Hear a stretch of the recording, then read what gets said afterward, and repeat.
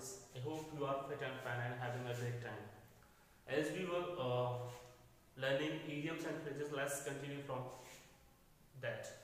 हम लोग idioms and phrases पढ़ रहे थे और वहां से आगे हम लोग क्या करते हैं, कंटिन्यू करते हैं. तो लास्ट जो मैंने idiom आपको लिखाया था उसके बाद जो है वो है birds of freedom. Birds of freedom. Birds of feather, इसका मतलब क्या होता है, इसका मीनिंग क्या होता है? ये होता है persons having the same professions. Persons having the same professions.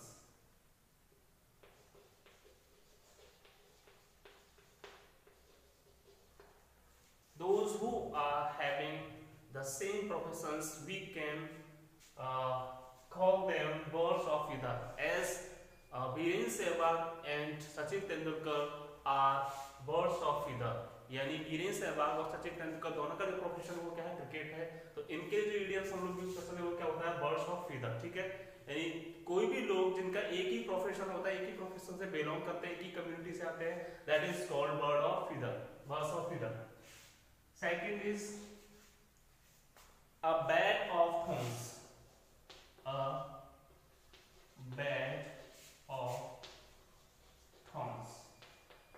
Thorns आप लोग समझते होंगे, कांटे, यानी कांटों की कोई बिस्तर हो, सेज हो, तो क्या बोल सकते हैं, यानी कठिनाइयों भरा समय होना, मुश्किल हालात होना, यानी चीजें अनएक्सपेक्टेड होना. ठीक है, तो इसको हम लोग क्या बोल सकते हैं, full of sufferings and sorrows. full of sufferings and sorrows. यानी दुश्वारियां, कठिनाइयों और दुखों से भरा हुआ होना. This is called a bed of thorns. ऐसे ही इसमें एक और आता है अ बेड ऑफ रोजेस, यानी pleasures and happiness. Full of pleasures and happiness, यानी जो गुलाबों भरी सेज होगी या फूल बिछे होंगे, गुलाब बिछे होंगे, तो वो क्या होगा, यानी खुशी और संतोष होना. ठीक है, that is called full of pleasures and blessings. Next is to build castles in the air. To build Castle's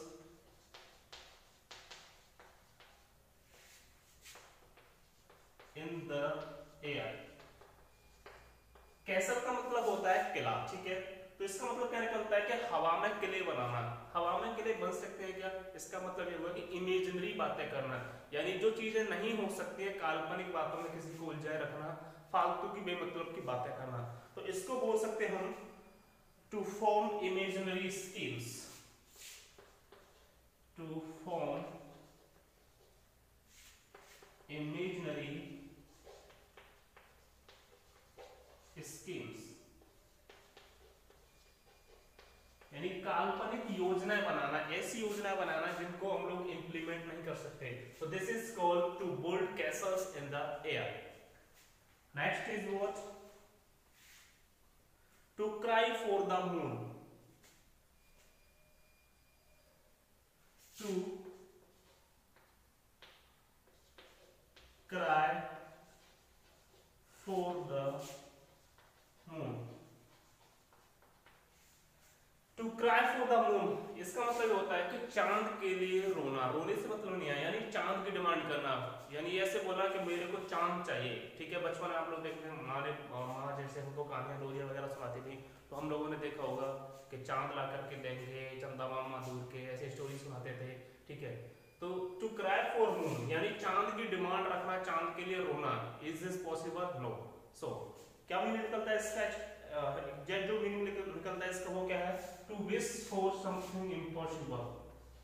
to wish for something impossible.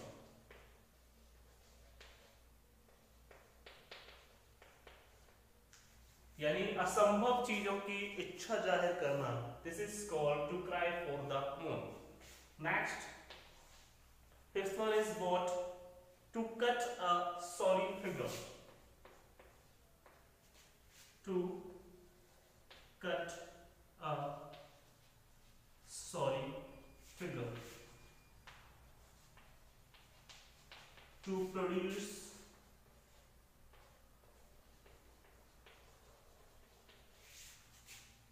a poor result।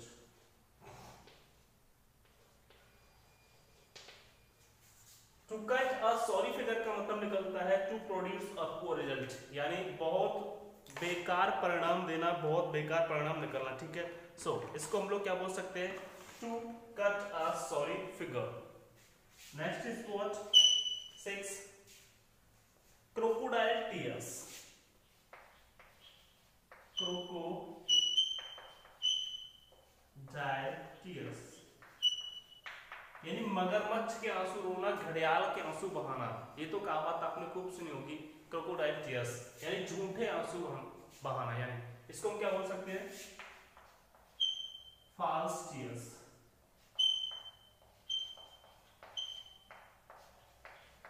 आपने देखा होगा मगरमच्छ जो घड़ियाल होता है वो पानी के अंदर रहता है, और पानी के अंदर अगर कोई रोएगा तो क्या दिखेगा, आंसू दिखेंगे क्या उसके, नहीं। सो this is called crocodile tears, यानी someone who is making false excuses, we can say he is making crocodile tears। मान लीजिए कोई झूठी तरह रो रहा है, बहाने बना करके रो रहा है, तो हम उसको बोल सकते हैं he is showing crocodile tears। is that okay? आगे शुरू करते हैं। I hope you are enjoying all the things।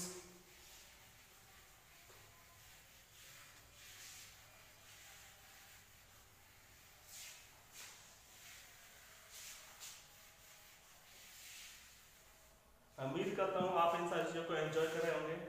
Next is to chew the cud, to chew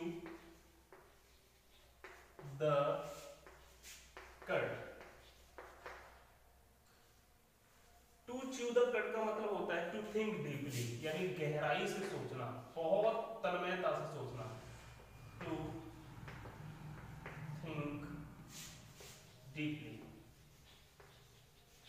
गहराई से सोचना, this is called to chew the cud. Next is what, a dark horse,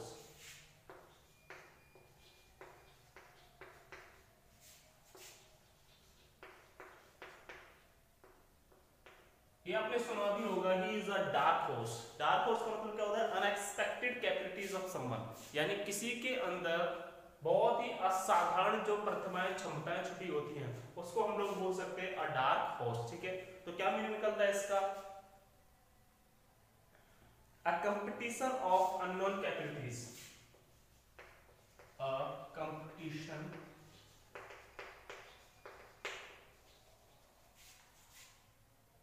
of unknown capabilities।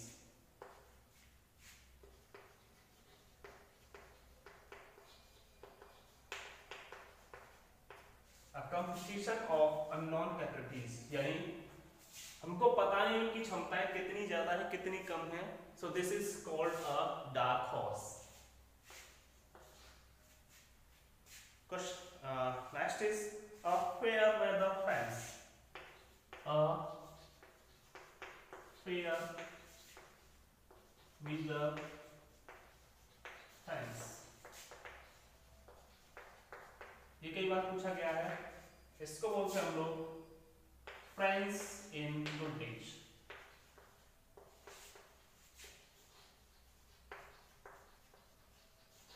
यानी अच्छे समय के साथ होना। जब आपके पास पैसा है, शोहरत है, तो that time those who are your friends, but when you are facing crisis then there is no one around you, तब आपके पास कोई नहीं होता। सो ऐसे लोगों को हम लोग बोलते हैं फेयर वेदर फ्रेंड्स, यानी जब हालात सही हो, फेवर में हो आपके, तो आपके साथ होते हैं, but the things changes the friends changes, ठीक है, फ्रेंड चेंजेस, यानी जैसे ही चीजें बदलती हैं दोस्त भी क्या हो जाते हैं, बदल जाते हैं। Next is 10, so beware of these kind of friends, don't make such kind of friends. I for eye, I for eye, tit for tat, यानी जैसे को तैसा, यानी कोई अगर ईंट मार रहा है तो उसका जवाब पत्थर से देना, ठीक है, जैसे को तैसा, टिट फॉर टैट। अगर आपके साथ कोई गलत कर रहा है then you are also giving the same thing, ठीक है। तो this is called tit for tat and eye for eye या eye for eye. Is that clear?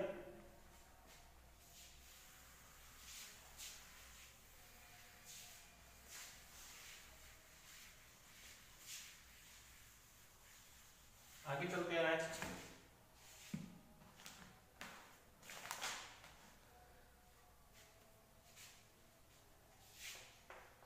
To fish in troubled waters. To fish in troubled waters. इसका क्या मतलब निकलता है? To take advantage of, to take advantage of others problems, यानी दूसरों की परेशानियों का फायदा उठाना। This is called to fish in troubled waters, ठीक है। यानी जब लोग दूसरे when someone is facing difficulties and you are making your money, और तब आप लोग उसका फायदा उठा रहे हैं, that's why this is called to fish in troubled waters. Is that clear? So a fly widget,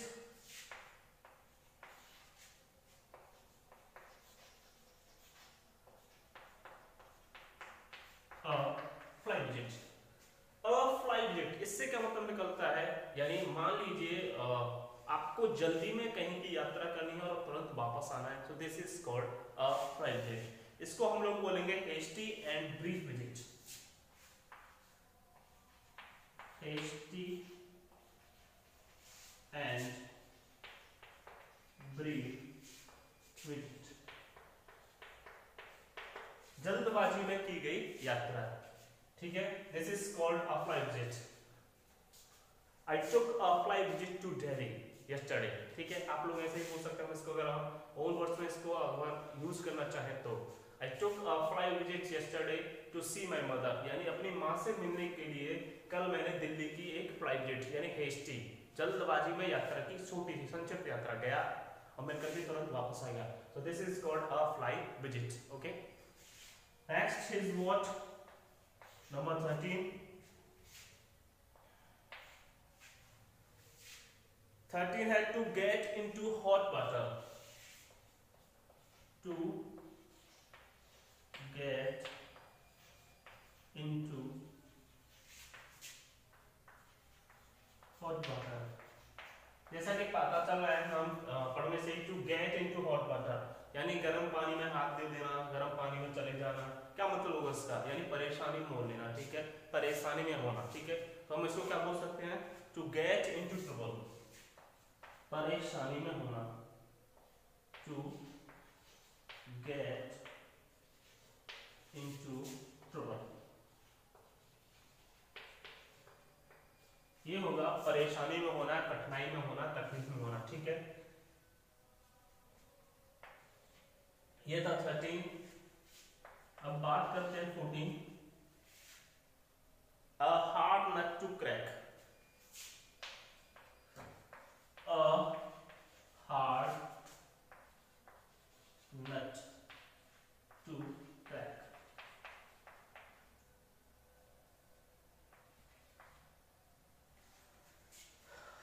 नट जानते हैं आप लोग, अखरोट होता है, हार्ड क्या होता है, कठोर, ठीक है। क्रैक क्या होता है, तोड़ना, यानी कोई अखरोट ऐसा है जिसको तोड़ने में तकलीफ हो रही है, कठिनाई हो रही है। तो क्या मतलब निकल सकता है इससे, a difficult problem to solve, ठीक है। ये क्या हो सकता है, a difficult problem to solve, to get above, to get 90 90 marks out of 100 is a hard nut to crack in English subject, ठीक है। मैंने ऐसे इसको अपने सेंटेंसेस में इसको मैंने इंप्लीमेंट किया है, अप्लाई किया है। ऐसे हो सकते हैं to get 90 marks out of 100 in English subject is a hard nut to crack, यानी अंग्रेजी में 100 में से नंबर 90 मार्क्स लेकर के आना, ये क्या है, एक हार्ड नट है, डिफिकल्ट, ठीक है, थोड़ा सा मुश्किल है लेकिन इम्पॉसिबल नहीं है। You can easily gain it by your hard work, ठीक है। सो इसको बोल सकते हैं हम a difficult problem to solve, a difficult problem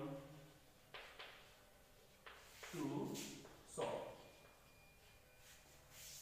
a hard nut to crack, ये होता है। नेक्स्ट,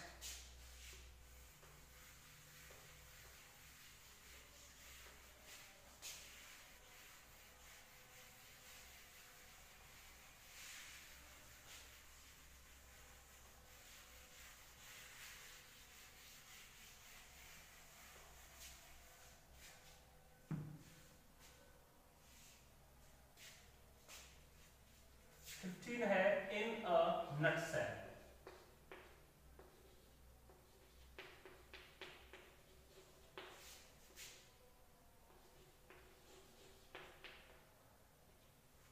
इन अ नटसेल का मतलब होता है ब्रीफ, संक्षिप्त में कोई भी काम करना, ठीक है। मान लीजिए you are attending a meeting and your friend did not attend the meeting, so when he came to you and you asked him can you tell me the nutshell about the meeting, यानी in brief can you describe the proceedings of the meeting, यानी meeting में जो भी चीजें हुई, जो भी agenda था, क्या उसके बारे में तुम मेरे को जानकारी दे सकते हो। so this is called in a nutshell, ठीक है, in brief। नेक्स्ट है हमारा in black and white,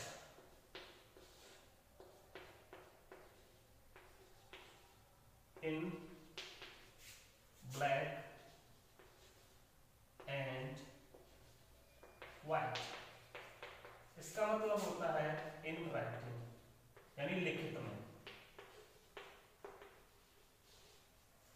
in black and white का मतलब क्या होता है, in writing, ठीक है, लिखित में।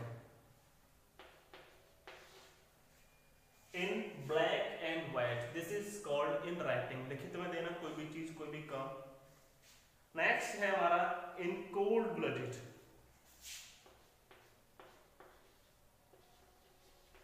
इन कोल्ड ब्लड, आपने सुना होगा कोल्ड ब्लडेड मर्डर, यानी बहुत ही निर्दयता पूर्वक मार देना किसी को, ठीक है, यानी देख करके भी खून ठंडा हो जाए हमारा, तो दिस इज कॉल्ड क्रूअल्टी, निर्दयता। कोल्ड ब्लड क्या कहलाता है, निर्दयता, ठीक है। क्रूअल्टी क्या होती है, निर्दयता।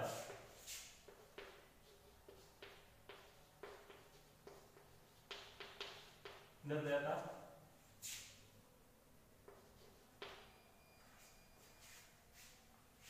18 ins and outs, ins and outs, इसका मतलब होता है फुल डिटेल्स।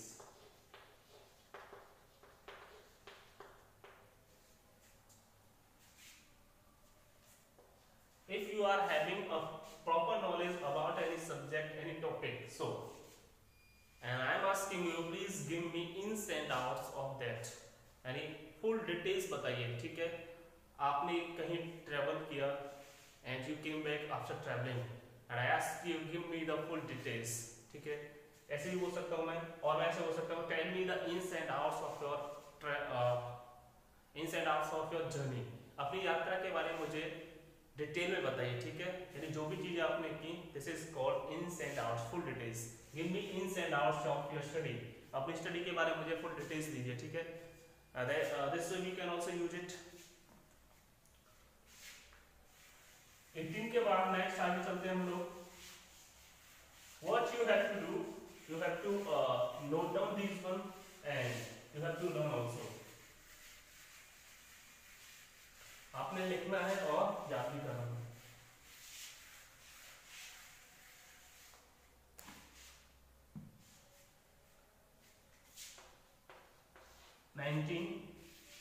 19 है a man of means,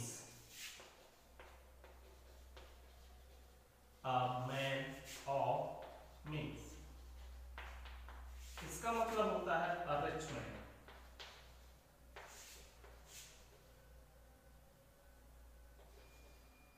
mister Ambani a man of means, इसको हम लोग ऐसे यूज कर सकते हैं ट्रांसलेशन में, किसी भी सेंटेंस में, a man of means a rich man, mister Ambani is a man of means. ठीक है, इसका मतलब ये निकलता है एक धनी व्यक्ति होना, धनवान व्यक्ति होना। A man of work,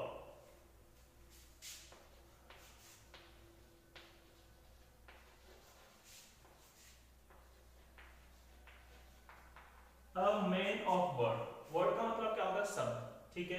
means क्या होते हैं, यानी पैसे से मतलब निकलता है, संपत्ति से मतलब निकलता है। अ मैन ऑफ मीन्स, जिसके पास बहुत ज्यादा पैसा हो, और रिच मैन हो गया। अ मैन ऑफ वर्ड, यानी एक ऐसा व्यक्ति जो भी वह बोलता है वो जब करता हो, यानी अपने के वादे से मुकरता नहीं हो, यानी हम लोग बोल सकते हैं उसको जो भरोसेमंद होता है हमारा, ठीक है। A reliable person, a person we can rely on, एक ऐसे व्यक्ति जिसके ऊपर हम भरोसा कर सकते हैं, यकीन कर सकते हैं, विश्वास कर सकते हैं, that is called a man of word. ठीक है, सो इसको हम लोग क्या बोल सकते हैं, a reliable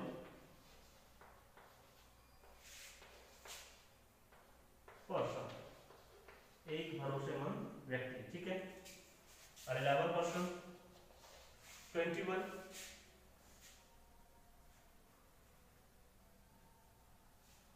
a 9 days wonder, a 9 days wonder,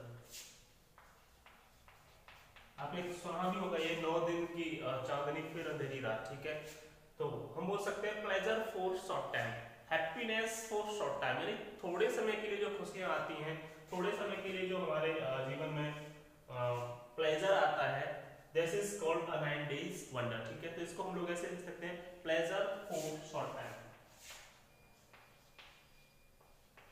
pleasure for short time, this is called a 9 days wonder. Let's come to 22. 22 है pros and cons, pros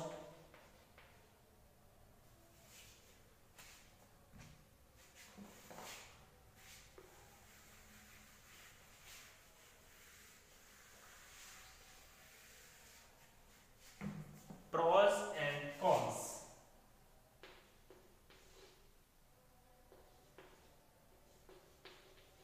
pros and cons, इसका मतलब होता है आर्ग्यूमेंट्स फॉर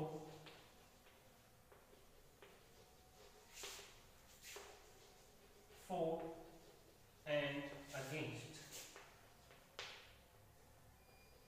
यानी